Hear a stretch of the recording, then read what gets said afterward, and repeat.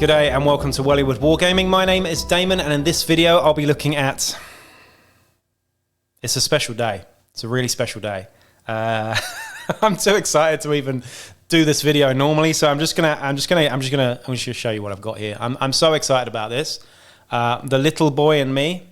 I'm getting emotional actually talking about it. The little boy in me here is just absolutely stoked and unbelievably excited to announce that I've got my hands on the Warhammer 40,000 Rogue Trader book here by Rick Priestley.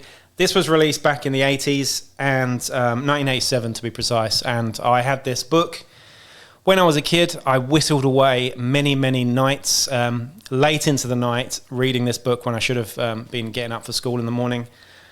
I pored over the illustrations, I pored over the rules. I didn't make any sense of it, but I just love this stuff. This really is the absolute meaning of everything that I do now in the hobby. This pretty much is where it all starts, Rogue Trader.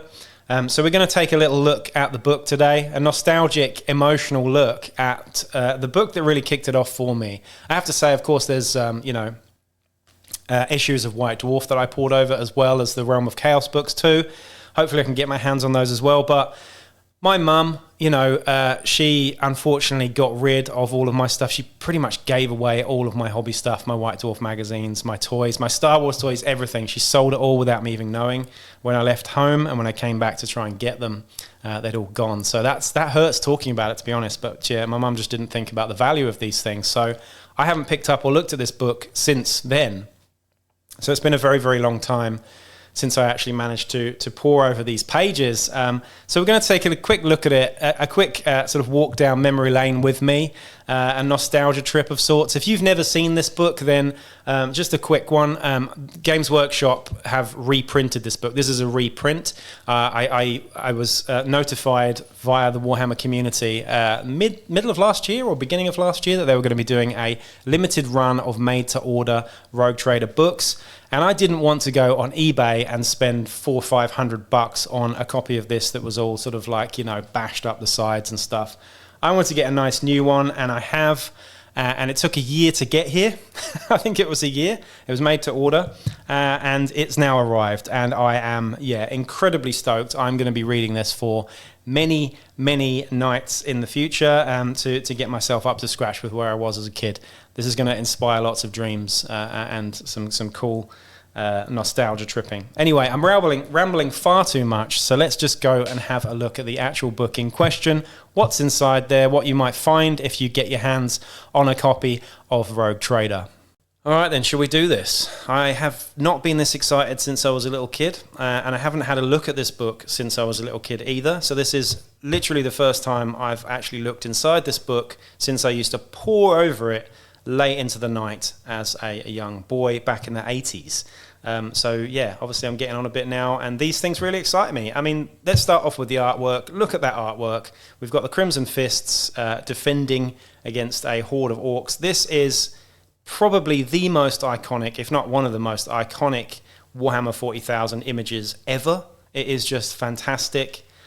So many people have recreated this sort of diorama with miniatures and stuff, and it's just so inspirational. It sort of typifies exactly what Warhammer 40,000 is all about. It's just grim, dark desperation. These guys are struggling against all odds, and that's what the Space Marines are all about. Crimson Fists as well. It's interesting because Crimson Fists don't get a lot of love these days. They're not one of the first chapters, founding chapters, I suppose. So lovely to see them here in all their glory. As we open the book, we have got some beautiful sort of artwork here on the sort of double spread. Nice bit of sort of pencil drawing there. And let's get into this. Now, the table of contents, we have a bunch of... The thing about these books is they're pretty incoherent and all over the place, if I'm honest. Combat, Battle at the Farm, Equipment, The Age of the Imperium, The Advanced Gamer, and a summary as well. Let's first open up the combat section. This is book 1. So it's split into separate books. Book 5 being the last one. So this is basically a compendium of 5 books, which is pretty cool. I've forgotten what most of this is. Some lovely Ian Miller artwork there. I absolutely love Ian Miller and John Blanche, of course, and you've got tons of that in here, and also the Realm of Chaos books as well, which I'm hoping to give a review of at some point too. Some lovely old Hammer terrain there, how to make stuff out of little cork boards.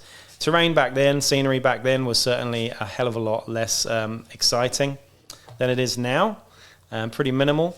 But you've got your sort of profiles here, how your troop characteristics are, chapter of the Dark Brotherhood, and some flipping awesome miniatures as well. This is why I really wanted to look through this, is for pictures like this.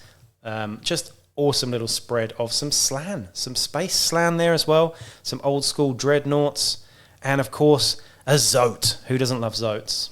Brought back in Blackstone Fortress not that long ago. I'm just going to kind of flick through this a little bit because I don't want to just stop on every page. It's going to be quite boring for you to look at, but my excitement is real. I'm just sort of taking it all in.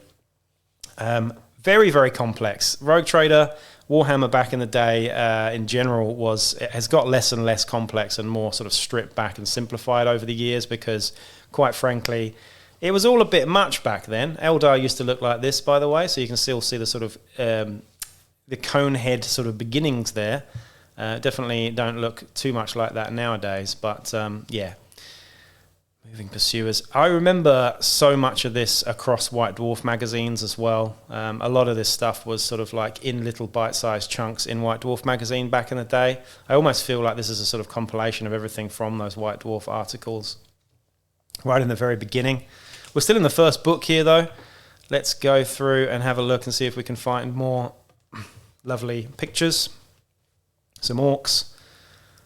Oh, the Indomitable Land Raider. I love the old Land Raider kit. It's so awesome.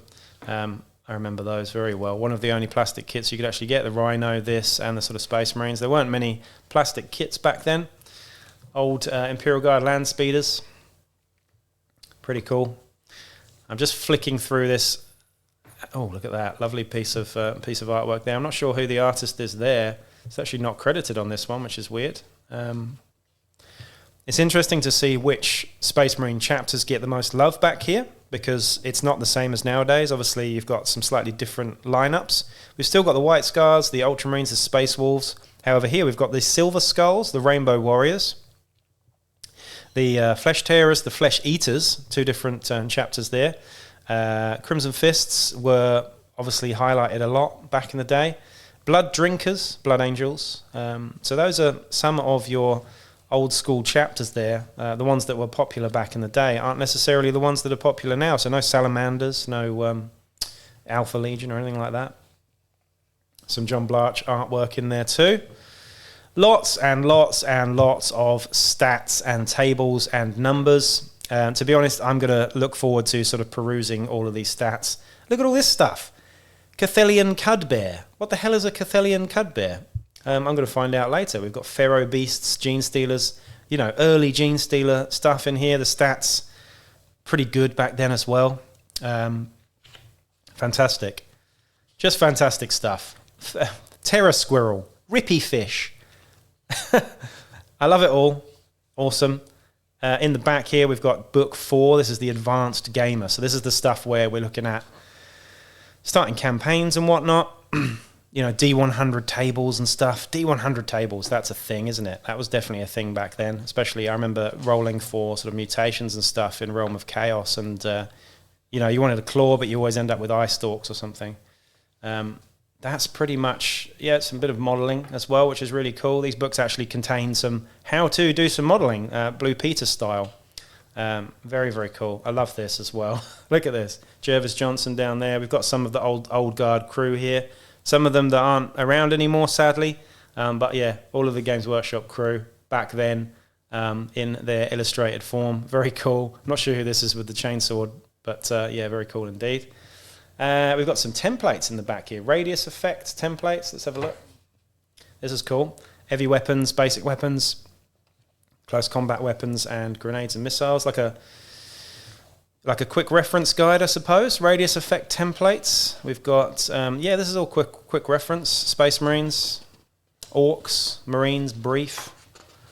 This is cool. Orc players brief. So these are sort of like, quick reference guides and counters as well. You've even got some counters at the back. So If you wanted to butcher this book, you could, you know, cut them out. I wouldn't recommend it. I certainly won't be doing that either. You've also got your unit record sheet here as well. Let's have a look at this. This is pretty cool. Unit record sheet. So you can put your army chapter in there, overall commander, company, squad unit, unit leader, game notes, and all their stats and whatnot, as well as the armor, save, weapons, other equipment, and the points value. So that's just from one unit. Pretty cool. Things were much more RPG back then. You know, I imagine things were aimed to be using a sort of DM, like a games master. Fantastic looking book. I mean, that's really just me blabbing about being excited about an old school 80s book, but I'm just super stoked that Games Workshop have reprinted this for me so that I don't have to go back and buy a really shoddy rubbish copy of this from eBay for like $500 or something. I've now got my hands on something, a piece of nostalgia, a piece of history that I'm incredibly proud of. Like this really did get me through so many of my younger years, deep into the night, looking through this book, as well as White Dwarf magazine, Realm of Chaos, all the other stuff as well. Not much more to say about that, so I guess that's goodbye for now. I will catch you in the next video. Peace out.